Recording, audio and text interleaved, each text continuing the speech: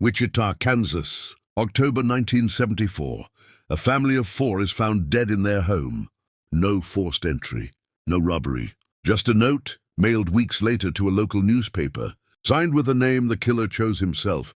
BTK, bind, torture, kill. He wasn't done. He was just getting started. For over a decade, a quiet corner of Wichita lived under a shadow nobody could name. Between 1974 and 1991, at least 10 people were murdered across the city.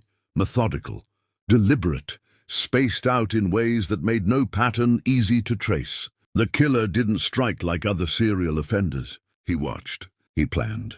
He wrote letters, taunting, detailed, almost proud, to police and press, describing crimes with a chilling calm. He gave himself the name that would define the case for 30 years. Beat, tone shift, investigative. Detectives built profiles. They chased leads that went nowhere.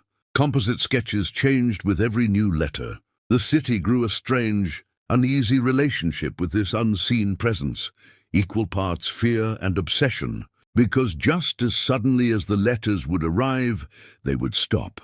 Sometimes for years. Silence. A break in the pattern, then nothing again. Investigators began to wonder if BTK was dead, retired, gone. Music cue, unease returns. Then in 2004, after 13 years of quiet, a letter arrived. Not a confession, not a surrender, a resurfacing. He wanted attention again. And this time, that need would become the first real crack in a case that had gone cold for a generation. Pause for effect.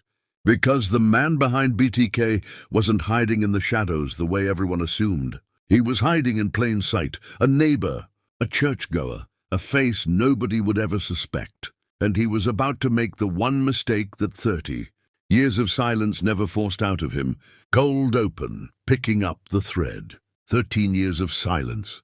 Then in March 2004, a letter arrives at the Wichita Eagle. Inside, photographs of a crime scene. Details only the killer could know. BTK was back, and this time he wanted to talk. Title card, The BTK Killer, Part 2. Music cue, low tension. Over the following year, more letters followed.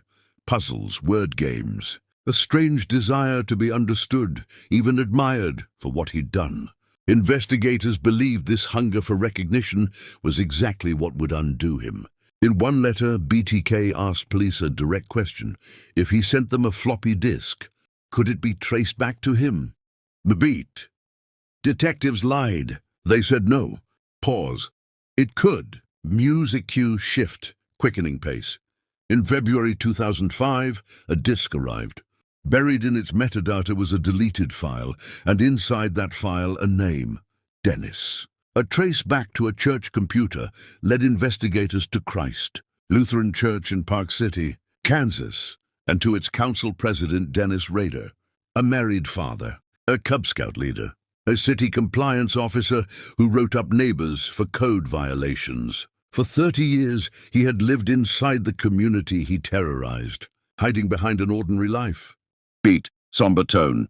On February 25, 2005, Dennis Rader was arrested. He confessed in chilling, methodical detail, the same calm, procedural tone that had defined his letters for decades. He pled guilty to 10 murders and was sentenced to 10 consecutive life terms. Music cue, reflective, slow fade.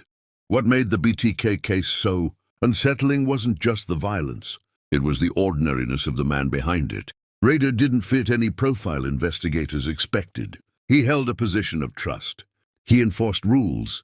He sat in church pews on Sunday mornings. The case remains a stark reminder that monstrous acts don't always come wrapped in obvious warning signs. Sometimes the danger is procedural, patient, and hiding in the most familiar places, waiting decades for a single, small mistake. Closing line. Dennis Rader wanted to be known. In the end, that need was the only thing that ever caught him.